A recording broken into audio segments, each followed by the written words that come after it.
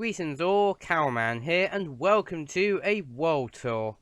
So, in today's world tour, I am going to be exploring my sketchbook world.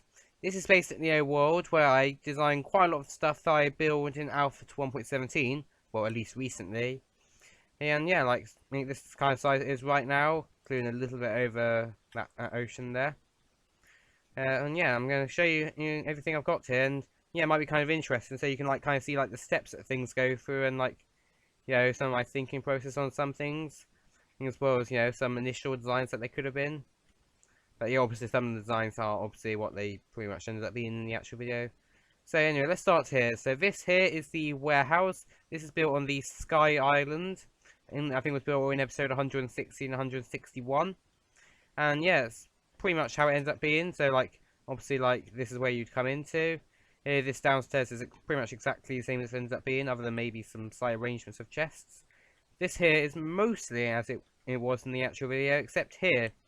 What happened here was I was going to build a bridge over the sort of like launch bay area for boats, or coming in area. And like I was going to build a bridge over it, and then this would have linked up to the house I've got on there.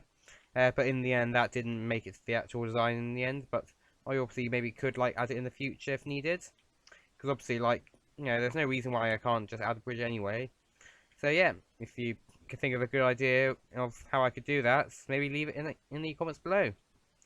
So the next thing is the cobblestone generator, and this was built in episode 158. Hey, and yeah, maybe look at that video if you want further details on how to build this. Yes, but the way this works is basically you break cobblestone. Oh god, need to be a bit careful there. And obviously then it'll infinitely regenerate. So yeah, that'll happen forever, and yeah, it's very useful if you want like, unlimited amounts of cobblestone, but only have like lava and water. And so yeah, maybe look at that video if you want to get an idea on how to do that, because it can be quite a useful tactic in many survival challenges. This here, that's an end portal. There is absolutely nothing special in the end, I don't think so. We're not going to go in there. This here is the fish and chip shop. This was built on episode 148, I think it was. So yeah, like you got the entrance here. This is basically where you go through the queue, and you basically press the button and get some food out. Although, excuse me, there's only a little bit of cobblestone in there right now. So yeah, nothing special. This kitchen is mostly as it ends up being, like with this chef guy. Only slight change was out here. Ultimately here I didn't have a roof here, and I instead like had this as an open air bit where you can do some fishing. So then it's quite useful, because like you could have like two workers, maybe one filling up that thing, or maybe just one worker even, where like one like does the fishing and then fills up that thing, and then like the other one, like you could have two instead of this thing, and where like they like basically like they like you have like one fishing and then one cooking and then like and loading at the same time, but then again though you could just have one for everything. So yeah, if you were going to do that in like an RPG role-playing game, that is, by the way, then yeah, maybe just do it as one. But either way, two works, or three technically, because you can have it in place of like that machine. But either way, I'm getting off topic. Let's move on. So this here, this is actually for the minecart elevator, and this is built in one of my underground stations. This was basically me working out how to do it. I think in the end this didn't work in the end, this particular design, because basically you can't get it onto a fence. I think maybe on an older version it may have worked though. But yeah, it can be a little bit tricky to do and a little bit complicated. And I actually recently did change this, I just haven't shown it in a video yet. So yeah, if I do remember, I will show you it at some point. So that's just a nether portal, nothing special there. We'll get back to this minecart stuff in a minute. So this is a failed design for a dragon egg case, and it actually links up to that thing over there, which I will show you in a few moments. So this was the first idea, and the first idea I had was to basically put it in a case that I'd like end up having like on a tall stand in the middle of my house, so that way I see it every episode. So there's obviously grass there, just because I don't have a dragon egg on here right now. I don't think I've got it anywhere actually. I don't think I actually bother killing a dragon in this particular world. But yeah, the idea is basically like, say like this is me starting the world, so I go like, greetings all, Cowman here, welcome to Alpha 1.17, etc. Then like I'd be able to like see the dragon egg like throughout the whole shot. So yeah, that was like kind of the idea there. Eventually I decided not to build this, and I then came up with a new design, So what my next idea was to build a square, which I'm not sure exactly where it would have gone yet, because I never got that far with it. Yeah, and yeah, basically like then like the dragon egg will be in there. And this case actually, this did end up being used in the end, but in the end I built it inside the house. So yeah, that was a very small change I did eventually make to it. Well, quite a big change where it was built, but I don't think I made any changes though to this particular casing, because this is what was built in the end. So yeah, that's how that worked. Moving on.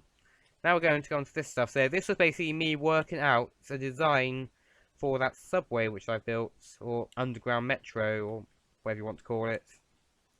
And so yeah, like the main thing I wanted to sort out was a way to have minecart tracks merge.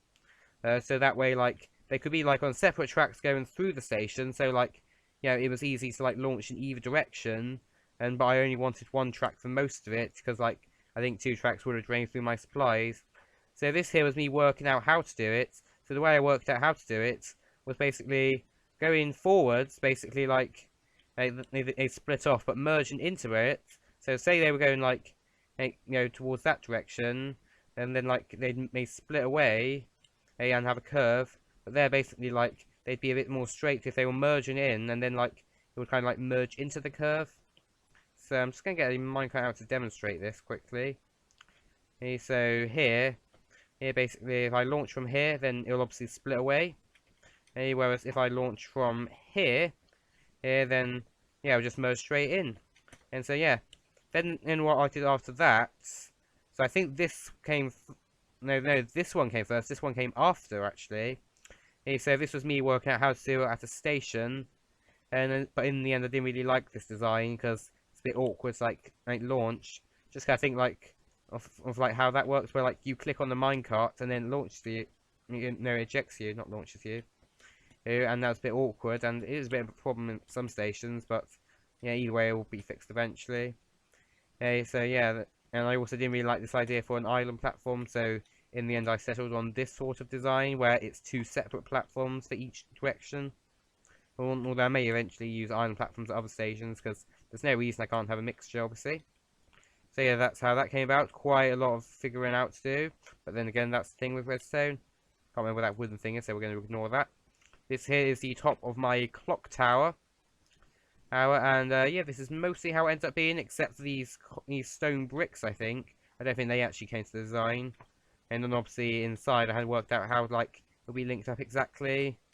But yeah, like, this is mostly how, like, the balcony area ends up being in the actual video, if you saw it. So yeah, not too much to say about this. These bricks were not obviously meant for the actual design, though. So, next I'm going to show you this thing. I think this was me designing the new front entrance to my house, or relatively new relatively speaking. And yeah, I think this is mostly how it ends up being, with one exception actually. What I was going to have is I was going to have a secret door system, which is basically going to be a way to get into the downstairs area of the house. So you go through there, and then like, yeah, this would be like the downstairs floor. But ultimately, I just realised it was pretty much completely unnecessary. Unless like I was to have like a secret room down there, but it's not secret. There's nothing secret down there, and I just realised it was a pointless design. And also, you can't really do it with the way I did it there with levers. That's because you can't like cancel out that redstone signal too easily. And so yeah, I just thought it's a bit complicated redstone, and obviously like yeah, a ridiculously unnecessary feature. So yeah. Otherwise, this actual structural feature obviously did come to be. Can't remember what this was. I think this was me just playing around with a few new designs, things with wooden planks and just logs. So yeah, I might use that in some of those in the future, or I might need to think of something new.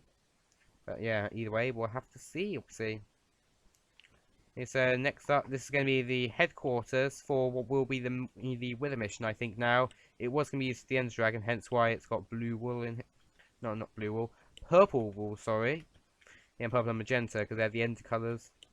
And yeah, I think structurally, this is how it ends up being for the most part.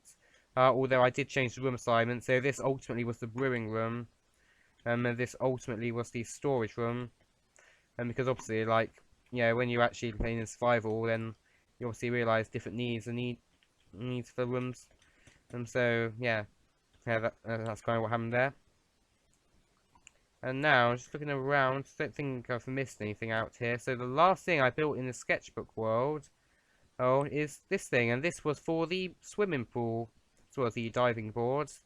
And except for the lack of water, this is pretty much the design I ended up going with.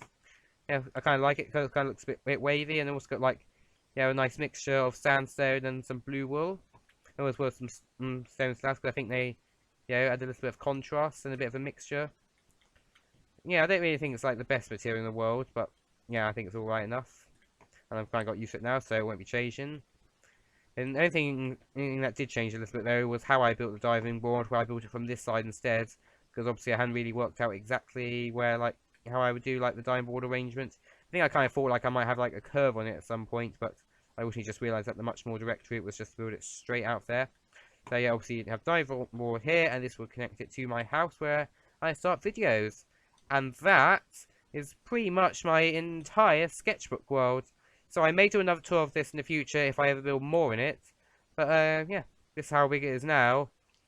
And obviously, like, I won't be able to show you it for a little while because I'm going to soon start designing some new things. I don't want spoilers. So yeah, that's why I'm recording this when I am recording it. But yeah, obviously it will probably be toured again in the future. So for now, that concludes this tour. So I really hope that you all enjoyed it. Please comment, like, and subscribe if you did enjoy it. And I will see you in my next video.